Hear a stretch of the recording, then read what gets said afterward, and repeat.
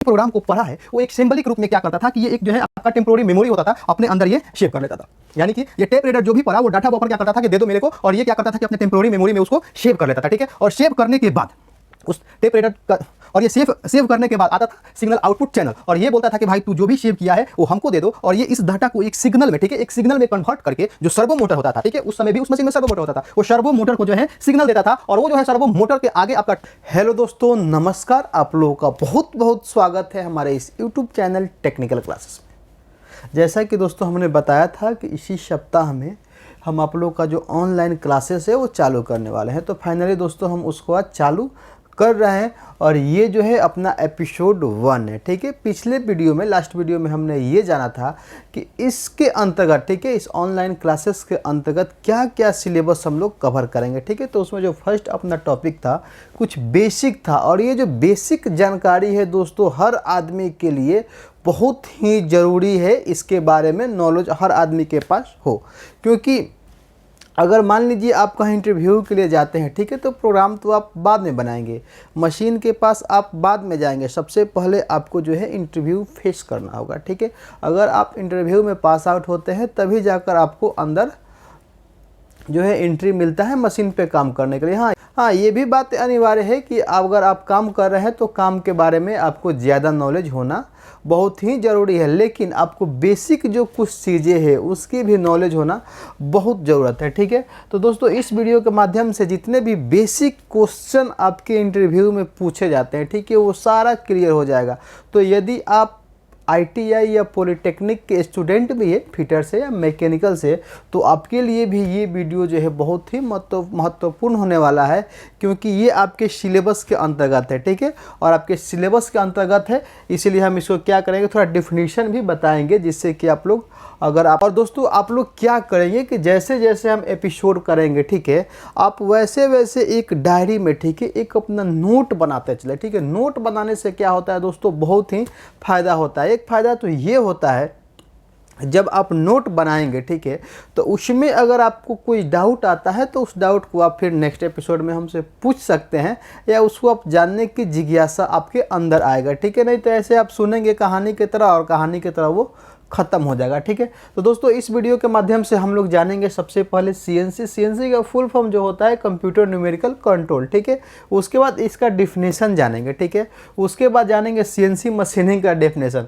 अब आप लोग सोच रहे होंगे कि CNC का डिफिनेशन और फिर CNC मशीनिंग का डिफिनेशन, तो दोस्तों ये जो है दोनों का डिफिनेशन अलग अलग है। ठीक है, कोई जो चालाक अगर इंटरव्यूअर होता है तो ये क्या करता है, घुमा के क्वेश्चन पूछ लेता है। ठीक है, हम तो जानते हैं कि CNC मशीन क्या है, तो CNC मशीन वैसा मशीन है जिसमें कंप्यूटर को ऐड कर दिया गया है। ठीक है, या वैसा मशीन जो कंप्यूटर के द्वारा संचालित होता है, वह वैसा मशीन जो कंप्यूटर की सहायता से चलाया जाता है, उस मशीन को हम लोग CNC मशीन बोलते हैं। लेकिन आपका इंटरव्यूअर सामने से पूछ दिया कि CNC मशीनिंग क्या है, ठीक है, तो आप अगर वहाँ पे CNC का डिफिनेशन देंगे तो वो रंग हो जाएगा। ठीक है, तो CNC मशीनिंग का डिफिनेशन क्या है उसको हम लोग समझते हैं। ठीक है, सबसे पहले आप लोग नोट कीजिए, CNC मशीन का अगर डिफिनेशन आपको इंग्लिश में देना हो तो the machine which is controlled, ठीक है, the machine which is controlled by a computer is called CNC machine. ठीक है, अब उसमें कोई भी मशीन हो सकता है जिसमें आप अगर कंप्यूटर अटैच करके कंप्यूटर से उसको कंट्रोल कर रहे हैं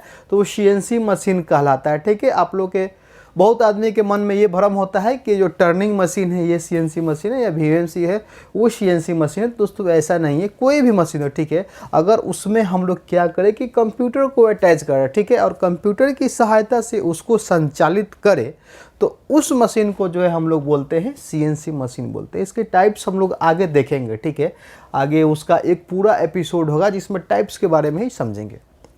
उसके बाद आते हैं CNC मशीनिंग। ठीक है दोस्तों, तो अब हम लोग समझते हैं थोड़ा CNC मशीनिंग के बारे में।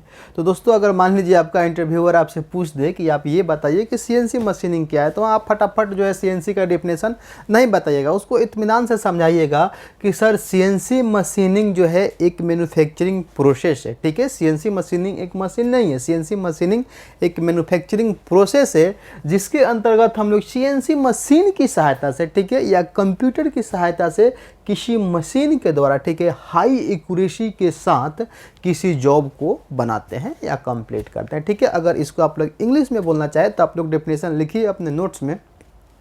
CNC मशीनिंग, ठीक है, CNC machining is a computer aided, ठीक है, CNC machining is a computer aided high accuracy manufacturing process. Manufacturing process यानी कि CNC machining is a manufacturing process which is aided a computer and work done with high accuracy. यानी कि CNC machining is a computer aided, ठीक है, high accuracy manufacturing process. इस हिसाब से आप लोग इसका आंसर दे सकते हैं। अब आते हैं हम लोग थोड़ा सा आगे और जानेंगे हिस्ट्री ऑफ CNC, यानी CNC का इतिहास क्या है, CNC कैसे बना। दोस्तों हर चीज़ का एक इतिहास होता है। जैसे आपके हाथ में जो मोबाइल है उसका भी एक इतिहास है, ठीक है, कैसे आपका मोबाइल डेवलप होकर अभी स्मार्टफोन में कैसे बदल गया है। तो वैसे ही हम लोग हिस्ट्री ऑफ CNC जानेंगे। दोस्तों पहले क्या होता था, पहले कटर होता था केवल, ठीक है, और कटर से किसी चीज़ को आप लोग देखे होंगे कि छेनी हथौड़ी से उस टाइप का कुछ जुगाड़ होता था और उससे काट के जो है हम लोग क्या करते थे, हम लोग नहीं, हम लोग के पूर्वज जो है अपना जॉब को बनाते थे। लेकिन जब मोटर का विकास हुआ, ठीक है, जब मोटर बना तो उस समय क्या किया गया कि इसमें एक मोटर को ऐड किया गया। क्या किया गया, कटर में मोटर को ऐड किया गया और इस कटर और मोटर से जो मशीन बना उसको हम लोग मैनुअल मशीन बोल सकते हैं, ठीक है, क्योंकि इसको हाथ से घुमा घुमा कर काटना पड़ता था। जिधर उधर हाथ से ले गए और काटे। अभी भी ये मशीन जो है आपको अवेलेबल है, ठीक है, हर जगह CNC मशीन नहीं है। छोटा छोटा काम के लिए मैनुअल मशीन का भी रिक्वायरमेंट है, वहाँ पे इसका यूज किया जाता है, ठीक है। लेकिन इससे क्या होता था कि आपको अगर कोई काम बनाना है, ठीक है, कोई अगर आपको जॉब बनाना है तो उसमें हाई एक्यूरेसी नहीं मिलता था। क्यों? क्योंकि ह्यूमन एरर होता है कुछ। यदि आदमी अगर कुछ काम कर रहा है और दिमाग चला गया कहीं दूसरा जगह पर, ठीक है, यहाँ कुछ काम कर रहे हैं और सोच रहे हैं घर का बात, तो यहाँ पे थोड़ा सा इधर उधर हो के आपका डायमेंशन हो गया, कुछ एक्यूरेसी जो है गड़बड़ हो जाता था। तो उस सब को दूर करते हुए, ठीक है, और इसमें टाइमिंग भी ज़्यादा लगता था। तो इस सब चीज़ को दूर करने के लिए 1940 से, ठीक है, 1950 ईस्वी के बीच में क्या किया गया कि इसमें एक NC सिस्टम को जोड़ा गया। क्या किया गया मैनुअल मशीन में? NC सिस्टम को, ठीक है, मैनुअल मशीन में क्या किया गया, NC सिस्टम को जोड़ा गया। तो ये जो NC सिस्टम को जब मैनुअल मशीन में जोड़ा गया तो ये हमें मिला क्या, ये NC मशीन। CNC नहीं है, CNC अभी इससे एक स्टेप आगे है, ठीक है, ये मिला हम लोग को NC मशीन। अब देखिए इसमें NC मशीन में क्या किया गया, NC सिस्टम क्या है उसको थोड़ा सा हम लोग समझते हैं। इसमें क्या होता था कि कोई भी जॉब बनाना है उसके लिए एक पार्ट प्रोग्राम बनना पड़ता था, ठीक है, अलग से एक प्रोग्राम बनाना पड़ता था एक अलग सीट पे। जैसे कि आप लोग देखे होंगे जो शादी का कार्ड छपने वाला, ठीक है, पहले जो प्रिंटिंग प्रेस होता था उसमें गोटी बैठाया जाता था, ठीक है, अल्फ़ाबेट ऐसे करके उसमें बैठाया जाता था। जो भी नाम है उसको गोटी के थ्रू, ठीक है, यहाँ पे गोटी के थ्रू या सिंबल के थ्रू बैठाया जाता था। या पुराने समय में या आप लोग ये भी देखे होंगे जो VCR वगैरह होता था उसमें क्या एक कैसेट होता था, उसमें लपेटा हुआ रील होता था, ठीक है, और उस रील में क्या है कि पूरा मूवी का पिक्चर आता था और उसके सहारे हम लोग क्या करते थे कि उस मूवी को देखते थे। लेकिन आज वैसा नहीं है, डायरेक्ट पेन ड्राइव डालिए और मूवी पूरा देख लिए, ठीक है, वो मूवी देख लिए, फिर पेन ड्राइव से क्या किए कि उसको डिलीट किए, दूसरा मूवी डालकर फिर से दूसरा मूवी देख लेते हैं।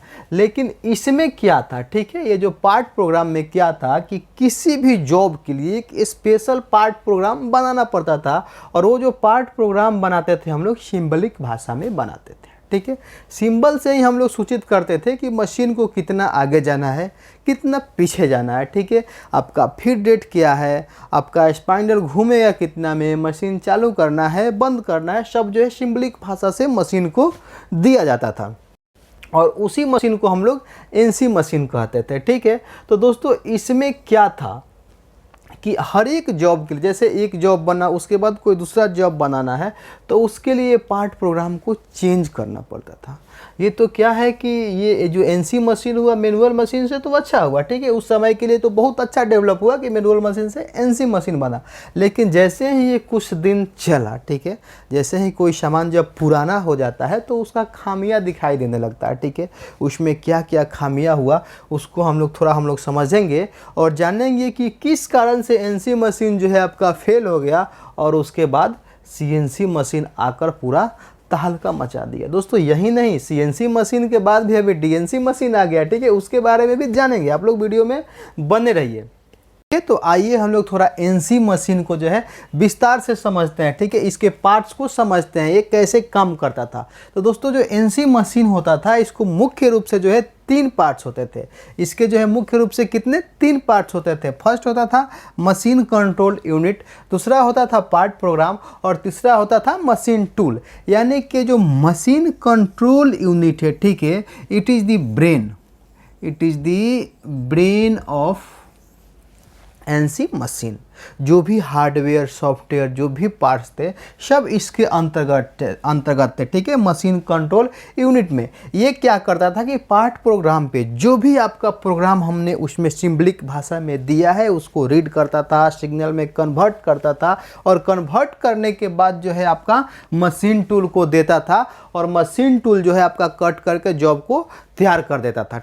तो आप लोग समझ गए होंगे कि मशीन कंट्रोल यूनिट क्या है, इसके बारे में हम लोग अभी जानेंगे। इसके भी 3 भाग हैं, तीनों के बारे में जानेंगे, ठीक है। पार्ट को आप लोग समझ गए होंगे कि पार्ट प्रोग्राम क्या है। पार्ट प्रोग्राम क्या होता था कि एक सीट पे, ठीक है, एक सिंबलिक भाषा में पूरे प्रोग्राम को एडिट किया जाता था। पूरे प्रोग्राम को उसमें एडिट किया जाता था कि हमें किस डायमेंशन में किधर कितना काटना है, किधर जाना है, स्पाइंडल कितना घुमाना है, मशीन को कहाँ बंद करना है, कहाँ चालू करना है, जो भी आजकल हम लोग प्रोग्रामिंग में डालते हैं, ठीक है, जो जैसे जो भी आजकल हम लोग जो सीएनसी में प्रोग्रामिंग करते हैं, फनुको या सीमेंस हो, ठीक है, जो भी प्रोग्रामिंग करते हैं उस समय क्या था कि उसको सिंबलिक भाषा में, उसको अल्फ़ाबेट या सिंबल के रूप में इस पार्ट प्रोग्राम में डालना होता था, ठीक है। और इस पार्ट प्रोग्राम को क्या करता था, ये मशीन कंट्रोल पढ़ता था और पढ़ के फिर इस मशीन टूल के पास भेजता था और ये जो मशीन टूल होता है आपको कटिंग करके आपके जॉब को दे देता था, ठीक है। अब आते हैं थोड़ा सा और अंदर, ठीक है, और जानेंगे मशीन कंट्रोल यूनिट कैसे काम करता है, ठीक है,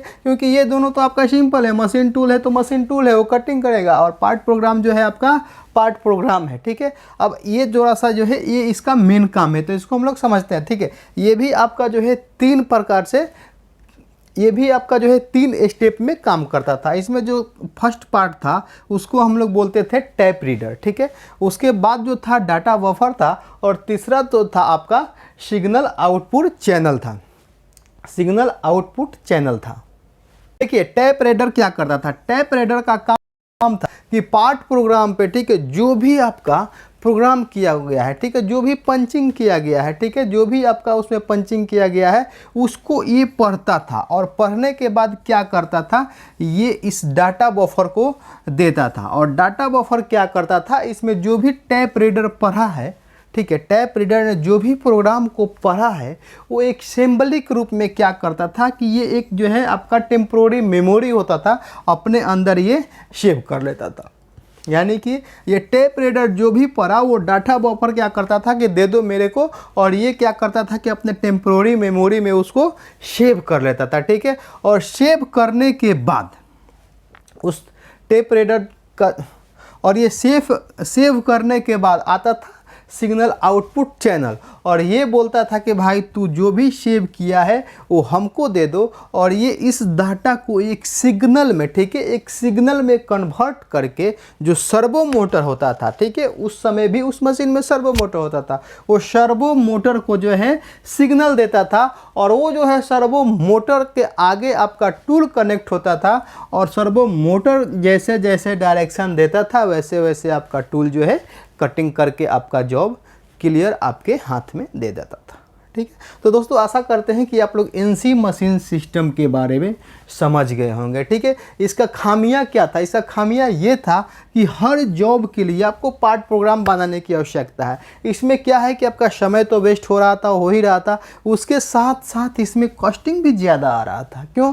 क्योंकि हर जॉब के लिए भाई ये बनाओ, और एक ही जॉब अगर ज़्यादा चलाना है तो उसके लिए भी आपको 1 से 2 से 3 4 पार्ट प्रोग्राम भी बनाना पड़ता था। क्यों? क्योंकि जैसे जैसे चलता था ये घिसते जाता था, और के बाद क्या है कि इसको चेंज करना पड़ता था। ठीक है, तो इन्हीं सब चीज़ों को ध्यान में रखते हुए जॉन पार्सन ने, ठीक है, जॉन पार्सन ने क्या किया, 1965 से 1980 ईस्वी में क्या किया कि इसी एनसी मशीन में वो क्या कर दिया, एक कंप्यूटर को ऐड किया। ठीक है, और तब हम लोग को जो मिला वो मिला सीएनसी मशीन फाइनली। ठीक है, तब हम लोग को मिल गया सीएनसी मशीन। इसमें क्या किया, कंप्यूटर से जोड़ दिया। इससे पूरा आपका औद्योगिक क्रांति आ गया। इससे क्या हुआ दोस्तों कि ये पार्ट प्रोग्राम का तो झंझट खत्म। ठीक है, जो भी प्रोग्राम बनाना है उसमें एडिट करो, फिर उसको नेक्स्ट क्या है, नेक्स्ट अगर जब आता है तो फिर नेक्स्ट प्रोग्राम भी उसमें आप बनाकर डाल सकते हैं। ठीक है, और ये जो सीएनसी बना, ठीक है, ये एनसी मशीन से बहुत फास्ट काम किया। ठीक है, बहुत फास्ट काम करता था, बहुत एक्यूरेट काम करता था, क्योंकि इसमें पार्ट प्रोग्राम जो है घिसने पीटने की कोई संभावना है नहीं, क्योंकि इसमें पार्ट प्रोग्राम है ही नहीं। तो दोस्तों आशा करते हैं कि आप लोग एनसी मशीन के बाद सीएनसी मशीन कैसे आया वो चीज़ आप लोग समझ गए होंगे। ठीक है, अब दोस्तों हम लोग का नेक्स्ट जो पॉइंट होगा इस सीएनसी मशीन का वर्किंग प्रोसेस होगा। जैसे हमने ये समझा एनसी मशीन का वर्किंग प्रोसेस, वैसे हम लोग सीएनसी मशीन का वर्किंग प्रोसेस समझेंगे, उसके पूरे पार्ट्स समझेंगे। ठीक है, जो भी आपका स्पाइंडल हो गया, सर्वो मोटर हो गया, हाइड्रोलिक हो गया, जो भी उसका एक एक पार्ट से सबको बारी बारी से समझेंगे, और उसके बाद हम लोग जाएंगे प्रोग्रामिंग पे। तो दोस्तों इस वीडियो में बस इतना ही, फिर मिलेंगे एक नेक्स्ट एपिसोड में नेक्स्ट टॉपिक के साथ, और इसी को आगे बढ़ाएंगे। ठीक है, तो आप लोग नेक्स्ट एपिसोड देखना न भूलें, क्योंकि ये जो आप लोग को एपिसोड चल रहा है ये कुछ ज़रूर विशेष आपको जानकारी मिलेगा। ठीक है, आप कितने भी नॉलेज वाले हैं तो आशा करते हैं कि इसमें से कुछ ना कुछ तो आपको ज़रूर सीखने को मिला होगा, और कुछ ना कुछ अगर आपको सीखने को मिला है, अगर थोड़ा सा भी सीखने को मिला है तो दोस्तों आप लोग चैनल को सब्सक्राइब ज़रूर कर दीजिए। ओके दोस्तों, मिलेंगे फिर एक नेक्स्ट एपिसोड में, तब तक के लिए लेते हैं विदा। Okay, tata, bye bye.